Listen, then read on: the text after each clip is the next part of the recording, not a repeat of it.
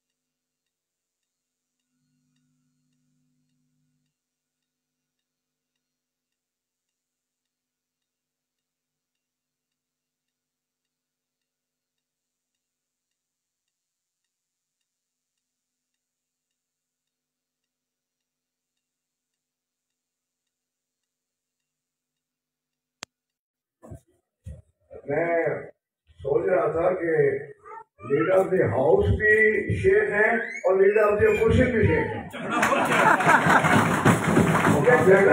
یہ جھگڑا ہی ختم ہو گیا. بسم اللہ الرحمن الرحیم. نہایت قابل احترام شیخ ناصر صاحب، چیئرمین بلدیہ اٹک، وائس چیئرمین ملک طاہر امان صاحب، چیف آفیسر صاحب، یہاں پر خواتین تشریف فرما ہیں، معزز کونسل صاحبان، بلدیہ اٹک کا سارا سٹاف، اور میرے سامنے دو پیارے پیارے بچے بیٹھے ہیں. اس کے علاوہ جتنے بھی یہاں پر موجودین ہیں، میں سب کی خدمت میں سلام عرض کرتا ہوں. بڑا اچھا پروگرام تھا، آپ لوگوں نے یقینی طور پر اس کو انجوائے کیا، میں نے بھی انجوائے کیا، اور یہاں پر بڑی ایک مفصل تقاریر ہوئی، اٹک کا پس منظر بیان کیا گیا، جو خدمات تھی وہ آپ کے سامنے رکھی گئیں. میں اس لیے بہت تفصیل سے بات نہیں کروں گا، کیونکہ یہاں پر کچھ ایسے نوجوان بھی کھڑے ہیں جن کو اس شہر کا ماضی یاد نہیں ہو سکتا. مجھے یاد ہے کہ ابھی میں یہاں گورنمنٹ کالج اٹک سے جب میں تعلیم سے فارغ ہوا تو میں نے لاہور جا کے پھر مزید تعلیم حاصل کرنے کے لیے یونیورسٹی میں داخلہ لے لیا. میں چند دل کی باتیں آپ سے کرنا چاہتا ہوں. اس زمانے میں یہ اٹک بالکل تاریکی میں ڈوبا ہوا تھا. یہاں کوئی اسٹریٹ لائٹ نہیں تھی، کوئی پکی سڑک نہیں تھی، گلیاں پکی پختہ نہیں تھیں، اور جب ہم اپنے گرد و نواح کے دیہاتوں میں جاتے تھے تو میں نے اپنی آنکھوں سے انسانوں کو اور حیوانوں کو پانی پیتے ہوئے دیکھا. بارشی پانی اکٹھا ہوتا تھا، عورتیں آتی تھی، وہ اپنا دوپٹہ رکھ کر پانی بھرتی تھیں اور پھر وہیں پہ گدھے بھی آ کے پانی پیتے تھے. یہ منظر سارے میں دیکھتا رہتا تھا. لاہور میں جب رات کو ہم نکلے تو ایک جگمگ کرتا ہوا شہر دیکھا، خوبصورت شہر دیکھا، اس کی لائٹیں دیکھی، تو میرے دل میں ویسے ہی خیال پیدا ہوا کہ کیا اندھیرے ہمارا ہی مقدر بنیں گے؟ کیا ساری زندگی ہم ہی وہیں سے پانی پئیں گے جہاں کے گدھے پرانے پیتے ہیں؟ یہ چیزیں میرے ذہن میں ابھرتی تھی، اور پھر جب بھی ضلع اٹک کا نام آتا تھا تو کاغذوں میں لکھا ہوتا تھا کہ پنجاب کا آخری پسماندہ ترین ضلع اٹک۔ مجھے ایک چھوٹا سا واقعہ یاد ہے کہ آج کل تو شنواری وغیرہ سب کو یہی مل جاتا ہے، اس زمانے میں ہمیں شنواری کھانے کے لیے لنڈی کوتل جانا پڑتا تھا۔ میں اپنی گاڑی میں بیٹھا، میرے ساتھ 3-4 دوست تھے۔ میں جب حاجی شاہ کے پاس سے گزر رہا تھا تو میں نے دیکھا کہ اس طرف دائیں طرف چند 2-3 کچے کنویں ہیں، اور وہاں سے عورتیں پانی بھر بھر کر سروں پہ انہوں نے گھڑے رکھی ہوئے ہیں، اور بغل میں بچہ ہے، اور وہ پہاڑی پر چڑھ کر جا رہی ہیں۔ میں نے گاڑی کھڑی کر کے اپنے دوستوں کو کہا کہ یار کبھی تو کوئی خدا کا بندہ آئے گا جو ان کو اس مصیبت سے چھٹکارا دے گا۔ کیا ہم نے پاکستان اس دن کے لیے بنایا تھا؟ بہرحال وقت گزرتا گیا، اور پھر میں اسی بلدیہ اٹک کا چیئرمین منتخب ہو گیا۔ جب میں چیئرمین منتخب ہوا تو میں نے یہاں سے سب سے پہلے تو یہ کیا کہ تمام شہر کی اندر میں نے لائٹس کا بندوبست کیا، پانی کے ٹیوب ویل لگوائے۔ کہنے کا مقصد ہے کہ جو ابھی آپ کے سامنے ناصر صاحب نے بھی اور تاروان صاحب نے بھی کہا کہ جو ایک بلدیہ کا فنکشن ہوتا ہے، لیکن تقریباً کوئی 2 سال ہی گزرے تھے کہ ہمارے الیکشن آ گئے، اور میں اس میں پھر صوبائی اسمبلی کا ممبر منتخب ہو گیا اللہ کی مہربانی سے۔ جب میں منتخب ہوا تو میاں نواز شریف صاحب لاہور سے ممبر منتخب ہوئے، اور شہباز شریف صاحب اٹک میرے گھر آئے ووٹ مانگنے کے لیے۔ اس زمانے میں ناصر صاحب کے والد صاحب شیخ افضل صاحب ہمارے ساتھ ادھر وائس چیئرمین بھی تھے، اور میرے وہ چچا بھی تھے۔ تو وہ اتفاق سے ہم اپنے گھر بیٹھے ہوئے تھے کہ شہباز شریف صاحب آ گئے، اچانک آ گئے۔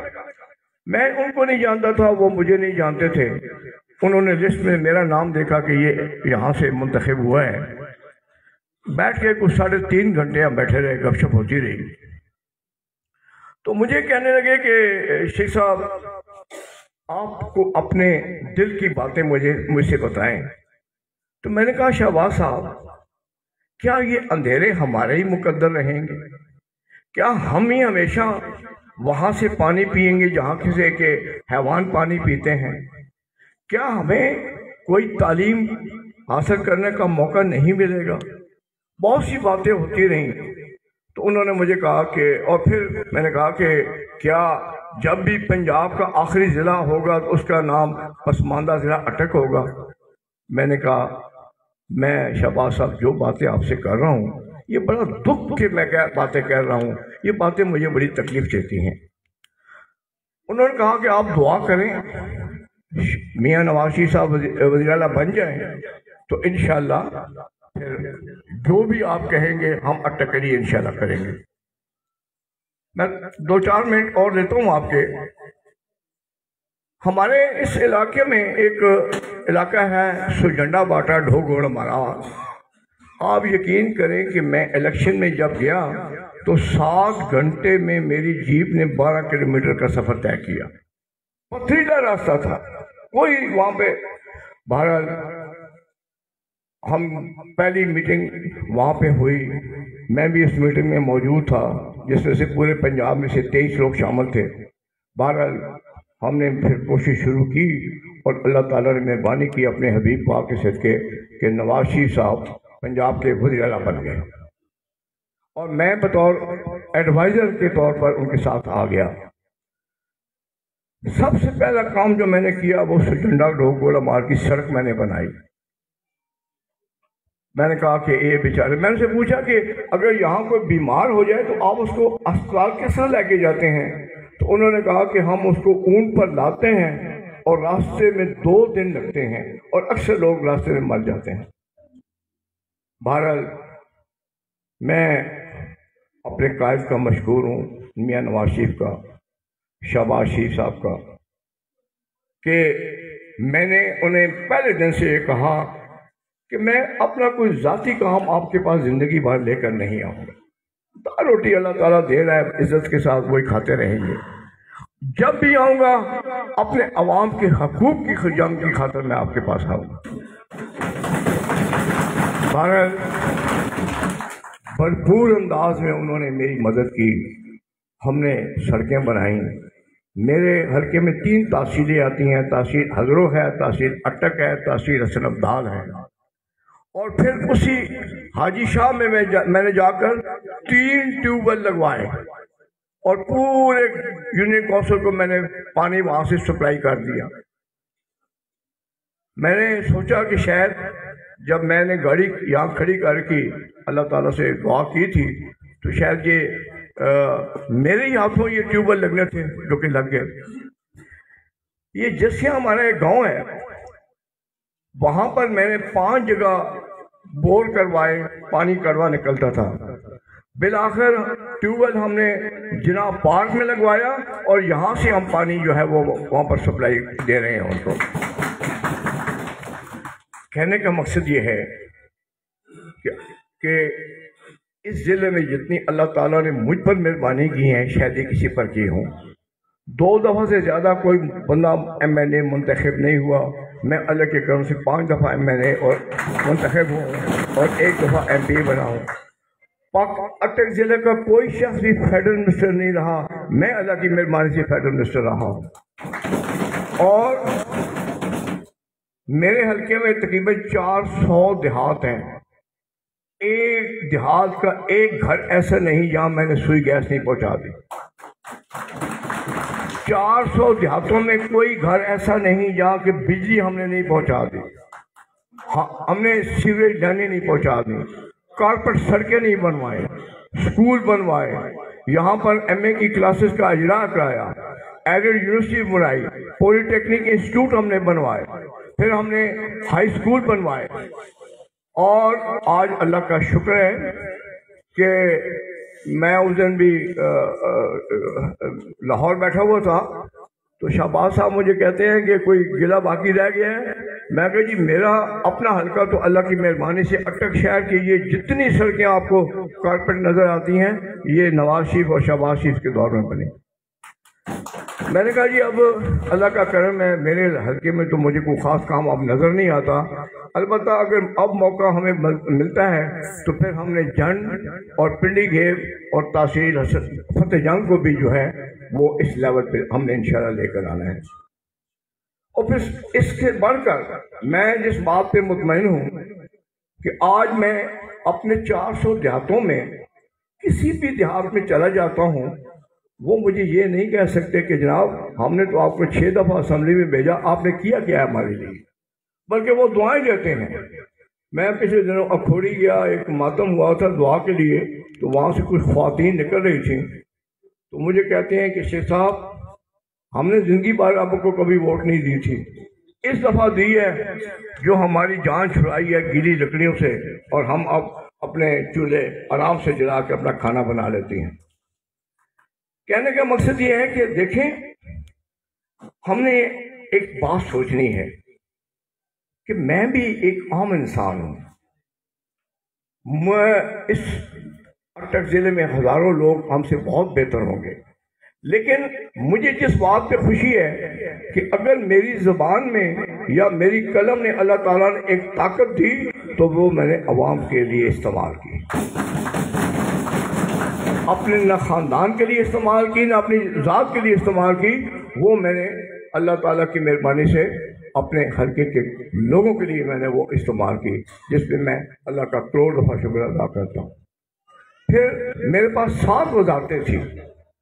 میاں نواز شریف صاحب نے یہ جو آپ کا موٹر وے یہاں ہزارہ بنا، یہ میری سپریم میں بنا، کراچی میں حیدرآباد کراچی کا موٹر وے بنا۔ کہنے کا مقصد یہ ہے، اور پھر میں مزید اللہ کا شکر ادا کرتا ہوں کہ 5 سال میں نے 7 وزارتیں چلائیں، اور جب آخری دن اسپیکر نے اپنا الوداعی خطاب کیا تو اس نے کہا کہ جتنے منسٹرز ہیں ان میں سے سب سے زیادہ بہتر کارکردگی شیخ آفتاب کی ہے۔ ابھی کوئی 6 مہینے پہلے کی بات ہے کہ میں نیشنل اسمبلی میں گیا، کبھی کبھی چلا جاتا ہوں پرانے دوستوں سے ملنے کے لیے، تو وہ مجھے موجودہ جو اسپیکر ہیں اسد کیسر صاحب، وہ مجھے اچانک راستے میں مل گئے، تو اندر کمرے میں لے گئے، کہتے ہیں میرے سے چائے پئیں، تو مجھے کہتے ہیں کہ شیخ صاحب آپ لوگوں کے دور میں نہ تو کورم ٹوٹتا تھا اور نہ کبھی کوئی تماشا لگا تھا جو آج لگے ہوئے ہیں، یہ ان کا اسپیکر کہہ رہا ہے۔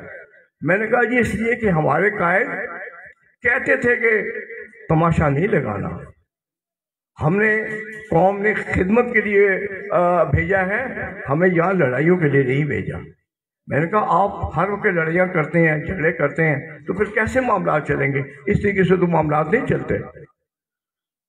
پھر دیکھیں جی ہم نے یہ نعرہ کیوں لگایا کہ ووٹ کو عزت ہو، کیوں لگایا؟ اب دیکھیں میں نے اللہ کی مہربانی سے 6 الیکشن جیتے ہیں۔ اٹک شہر میں جب 5 بجے پولنگ ختم ہو جاتی تھی تو فارم 45 جو پہلا رزلٹ ہوتا تھا مجھے 6:30 بجے مل جاتا تھا۔ آج 3.5 سال گزر چکے ہیں، مجھے میرا رزلٹ ابھی تک نہیں ملا۔ یار تو پھر یہ کیسا الیکشن تھا؟ بلکہ میں نے اسی رات 2:30 بجے چیف الیکشن کمشنر کو ٹیلی فون کیا اور میں نے کہا سردار صاحب رات کے 2:30 بج رہے ہیں اور میرا رزلٹ کدھر ہے؟ کہتا ہے جی نہیں ملے گا، چپ کر کے سو جائیں۔ کیا نقصان کس کا ہوا؟ دیکھیں نا آج نقصان تو ملک کا ہو گیا نا۔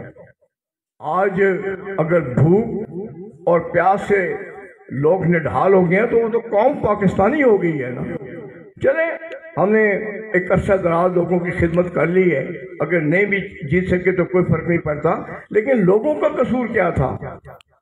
آج حالت یہ ہو چکی ہے۔ میں اس دن ایک گاؤں میں گیا، بیٹھا ہوا تھا، تو وہ مجھے کہتا ہے جی میں تو اس تبدیلی سرکار سے بہت خوش ہوں۔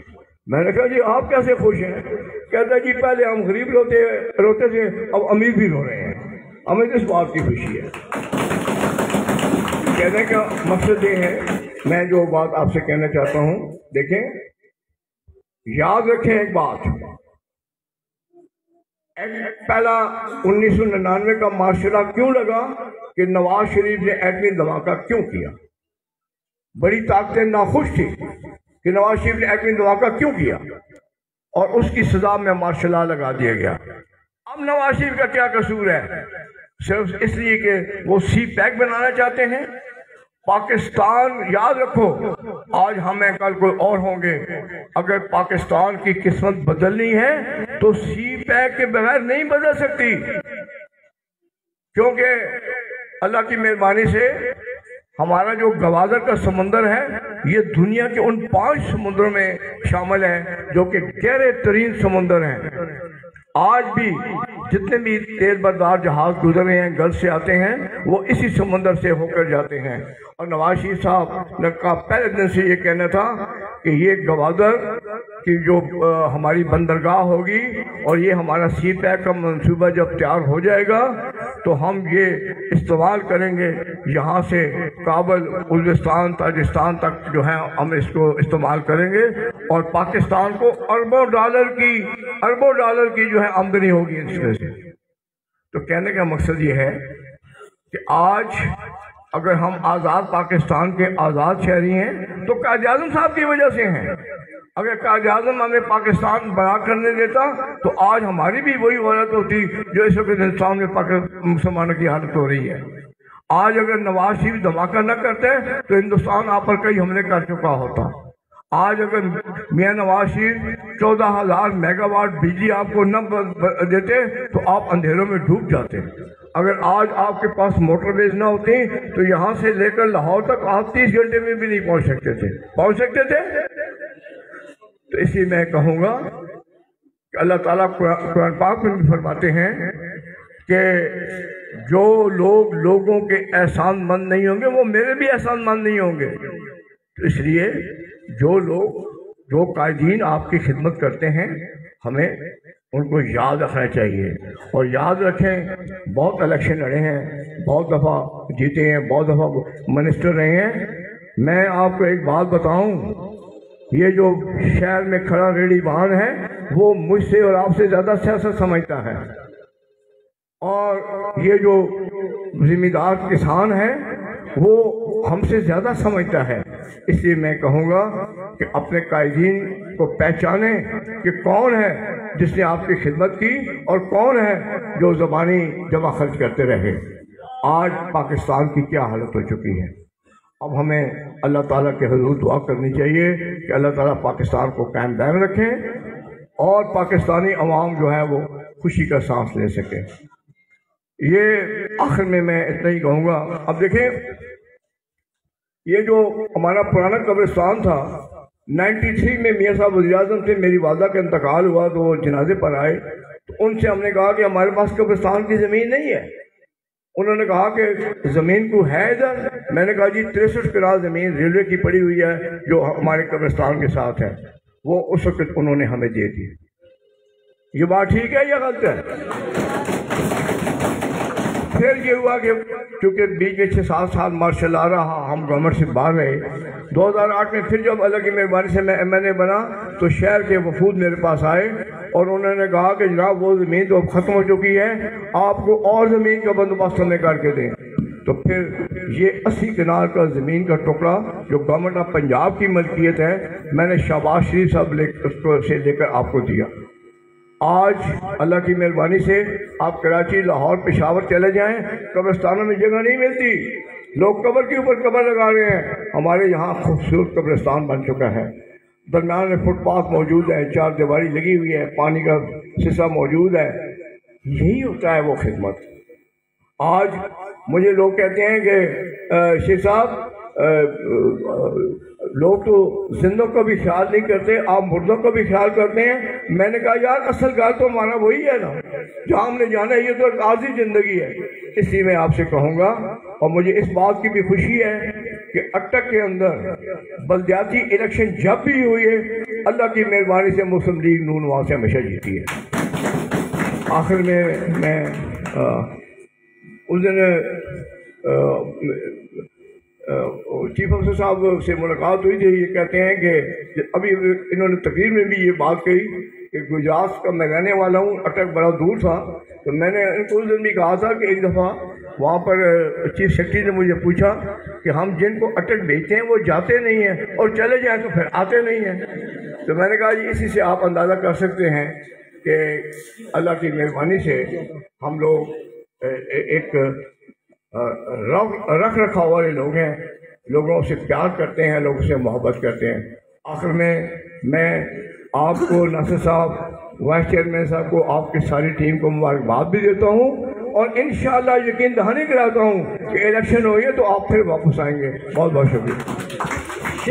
بہت شکریہ جی۔ شیخ صاحب کے لیے شیخ جی میری طرف سے،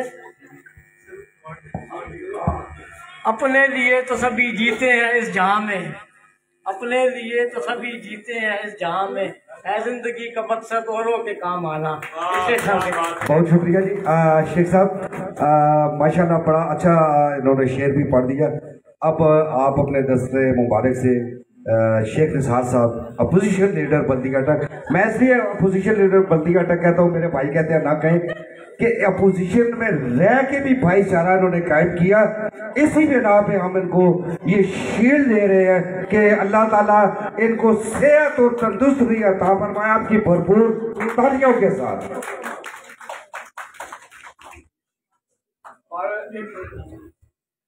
میں اس خوبصورت انداز میں آپ لوگوں نے پروگرام پیش کیا ہے، میں دل کی گالیوں سے آپ سب کو مبارکباد پیش کرتا ہوں۔ تھینک یو ویری مچ سر۔ اور اس کے بعد شیخ صاحب آپ نے شیٹ دے دی ہے سر؟ ابھی 1-2 شیٹ بس رہ گئی کچھ شیٹ ابھی ہیں، تو اگلی شیٹ کے لیے میں دعوت دے رہا ہوں جناب شیخ ناصر محمود صاحب کو کہ اپنے حصے کی جو شیٹ ہے، انہوں نے جس طریقے سے ماشاءاللہ جو پرفارمنس کی ہے اپنے ٹینور میں، اس کے اعزاز میں بھرپور تالیاں جی، دونوں ہاتھ بلند کر کے تالیاں جی۔ تالیاں کم ہے جی، ہاتھ ادا نہیں ہو رہا۔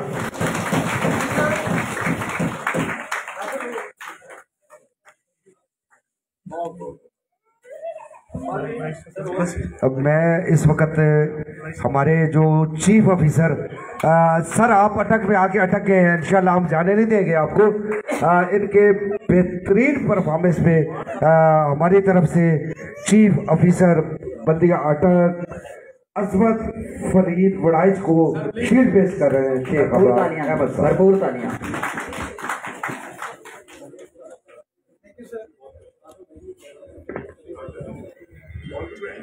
मैं मलक ताहिर अमान साहब अगर उनकी शील्ड हम लोग रिक्वेस्ट करेंगे इजाज भाई से कि ताहिर अमान साहब की शील्ड रिसीव कर लें। ये शील्ड किस दी है?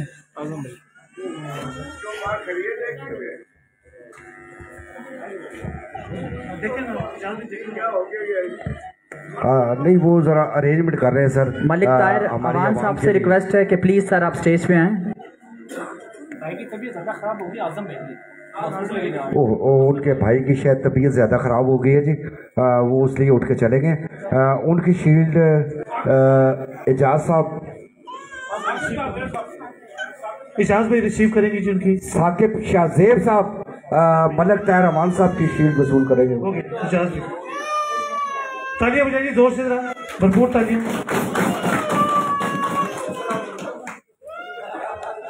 शेख साहब आज का दिन और इस वक्त रात फिर हो गई, बड़ा अच्छा इन कौंसलर साहबान के लिए जो हमारी बहनें लेडीज़ कौंसलर इस वक्त तक बैठी हुई हैं, यहाँ पे हमारे एडवोकेट जो हैं माशाल्लाह बड़ा उन्होंने टाइम दिया।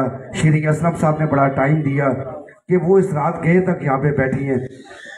अल्लाह ताला आपको इन सब लोगों को जो यहाँ बैठे हैं अल्लाह पाक इनको सेहत कामला वाली ज़िंदगी अता फरमाए और इसी तरह आप भी और ये जितने लोग यहाँ पे बैठे हुए हैं इसी तरह खिदमत करते रहें। और आखिर में चूँकि दो काउंसलर हमारी बहनें बैठी हुई हैं, मैडम खालदा राना साहबा और मिसेस जाबरी साहबा, अल्लाह ताला इनको इस जो हाउस को उन्होंने चलाया बड़े अच्छे से, क्योंकि ख़वातीन का चलाना जो हाउस को बड़ा एक होता है कि मर्दों के दरमियान, लेकिन इन्होंने वो मिसाल की कि जो अपने भाइयों के साथ बहनें करती हैं, इनके लिए एक दफ़ा भरपूर तालियां हों तो फिर ही मज़ा आएगा शेख साहब। इसलिए मैं आपसे इसलिए तालियां बजवा रहा हूँ शेख साहब कि माशाल्लाह आपका बहुत अच्छा एक अहम रोल भी रहा है और चूँकि साथ साथ खाना लग रहा है तो हमारे साथ मैं इस वक्त चाहूँगा, हाँ जी ठीक है, ये